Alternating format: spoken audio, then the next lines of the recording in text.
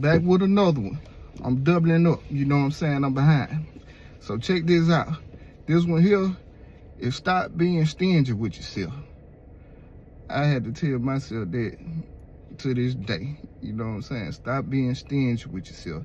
I ain't talking about y'all who spend it before you get it. Y'all need to sit down somewhere and come up with a plan or do something. But hey, if you happy, hey, I'm happy for you, you know. But to those out there who just, you know what I'm saying, stacking on the grind, hey man, you gotta do some living in between. You know, I remember when I was coming up, as a teenager, you know, I used to invest in Texas tea back in the day. So I used to have a little paper here and there, you know, and I had a partner across the street from me.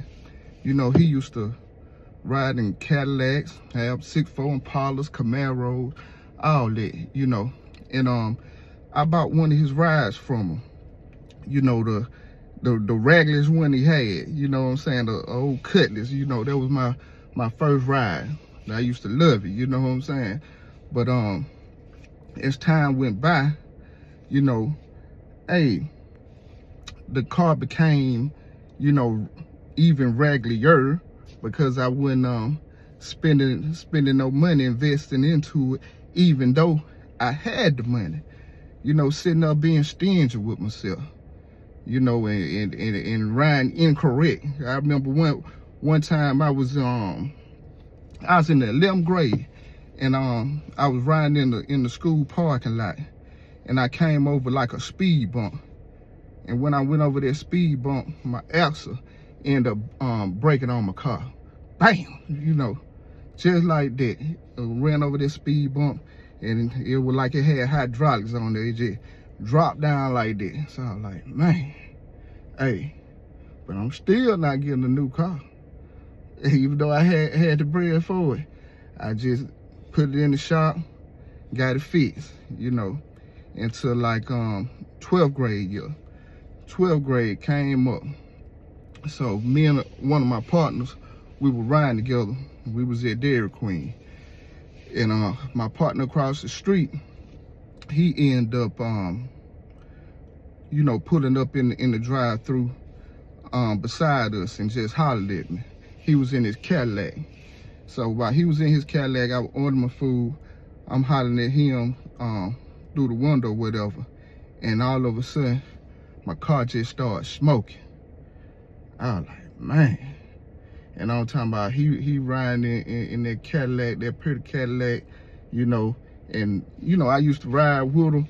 And it was all good. As long as he had something like that, something fly, and was riding good, hey, it was just like, you know, to me, at that young, hey, he got it, I got it. You know, it wasn't that because we were that close and that cool. But like I said, that day right there, when he pulled up and my car got to smoking, I ride with my other homeboy. He was in the passenger seat. I like, man, forget this. I'm finna ride fly. You know what I'm saying? I'm finna get me some. Stop being stingy with yourself. You know, so once I you know, came to that conclusion, I bought me a Maxima. You know, at that time back in them days, you know, I had them dang wheels on there, 5.0 kit. You know, I bought it from another partner of mine at the time. He had it, it was green, but I ended up painting it like a candy red. You know, your boy was riding and slamming candy doors when Tupac was in jail. Facts, real talk. So, you know, I did that, went back to school, you know what I'm saying, rolling like a superstar, feeling good, you know, felt like I was having it my way at the time. So, you know, that taught me a lesson. Stop being stingy with yourself, Ken. Well, at least at that time, because like I said, I still, to this day, at point in time, be stingy with myself. But I know you have to live in between the goals and everything like that you're trying to get to. You know, I know a lot of y'all goals might be, well, shoot, I'm trying to, you know, get the high property or this or that, you know. But hey, you gotta do some living in between, man. Treat yourself. Don't cheat yourself, man.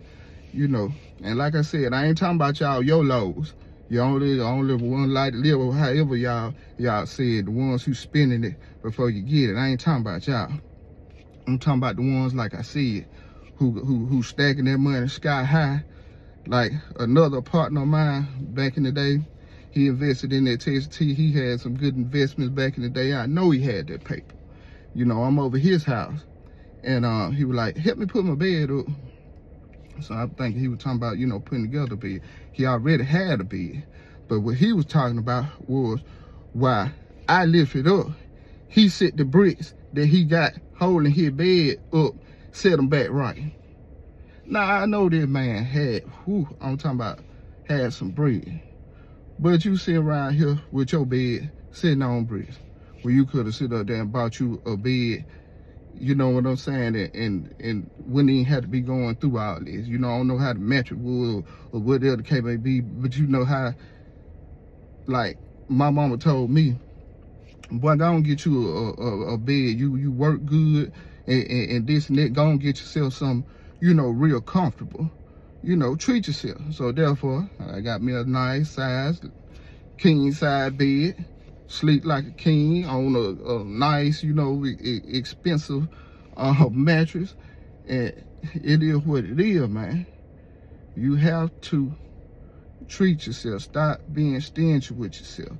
You know, with me, it used to be like, long as I had, you know, nice little cars, well, clothes before the cars, as long as I had little clothes or little jewelry, this or that, hey, I'm good, you know.